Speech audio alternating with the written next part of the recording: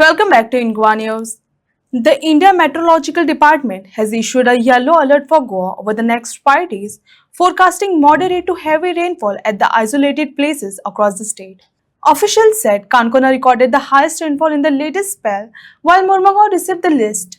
Despite recent showers, Goa continues to face a significant monsoon shortfall over nearly 70%. The IMD has advised caution in the low-lying and waterlogging prone areas as rainfall activity is expected to increase in the coming days.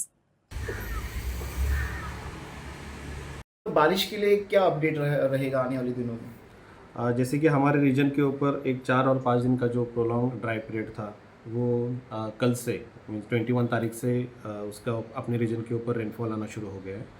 And उसके बाद भी जैसे हमने 18 तारीख को भी update किया था कि अगले 4 दिन में जैसे 22 onwards rainfall will increase over period and there will be gradual increase in the rainfall activity. So from 21 evening onwards हमारे रीजन के ऊपर अच्छा लाइट टू मॉडरेट रेनफॉल बारिश मिला है। जैसे कि कानपुर स्टेशन जो हमारा सदर्न टीप है वहाँ पे भी हमें 57 mm रेनफॉल मिला। It is equal to the heavy rainfall, that is a cumulative rainfall from yesterday 8:30 to the morning 8:30।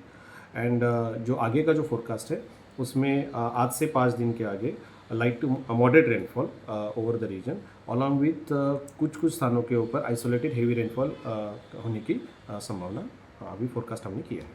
Sir ये आपने कहा था कि येलो मतलब ये कौन सी कैटेगरी में हम डाल सकते हैं? येलो अलर्ट जब हम आइसोलेटेड प्लेसेस पे हेवी रेनफॉल का फोरकास्ट करते हैं तो उस टाइम ये येलो कैटेगरी में होता है, जिसका मतलब होता है वॉचफुल सिचुएशन। उसके बाद अगर वेरी हेवी रेनफॉल के ऊपर अगर फोरकास्टेड है तो वेरी हेवी रेनफॉल के लिए ये ऑरेंज अलर्ट के लिए जाता है।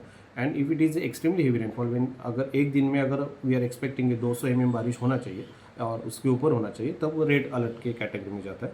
But these are the nomenclature is decided by the IMD along with the disaster management, NDMA and the SDMA.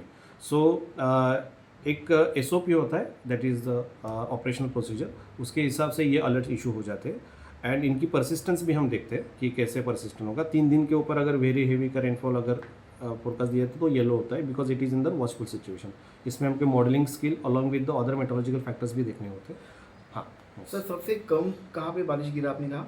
अभी मार्मा गोवा पे हमारे यहाँ पे 5 mm रेनफॉल और heavy and heavy Canacona station पे यहाँ पे 57 mm रेनफॉल।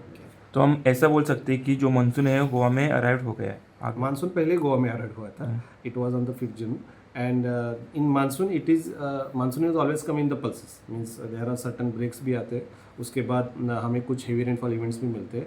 सो अभी जो ये ब्रेक लाइक सिचुएशन हुआ था बिकॉज देयर आर जैसे हमने बहुत पहले भी बहुत डिस्कस किया है कि dominance of the dry winds and the El Nino that weaken the section but still the El Nino impact will be constant always there. But जो विंड्स का जो डोमिनेंस चाहिए, जो वेस्टर्ली विंड्स आना चाहिए and the weakening of the northerly winds, these are the both factors important. So अभी उनको देखते हुए जो रेनफॉल का इंक्रीजिंग रेनफॉल हमारे वेस्ट कोस्ट पे स्पेशली वेस्ट कोस्ट पे जो स्टेट्स है कर्नाटक, केरला, उसके बाद गोवा, महाराष्ट्र, गुजरात, तो ये रीजन के ऊपर वेस्ट कोस्ट का मानसून का एक्टिविटी अभी बढ़ते दिख रहा है and it is expected to be persistent in the upcoming days. Sir कितने परसेंटेज से हम वापस डेफिशिएट है आज के? अभी -70% डिफिशिएंट है।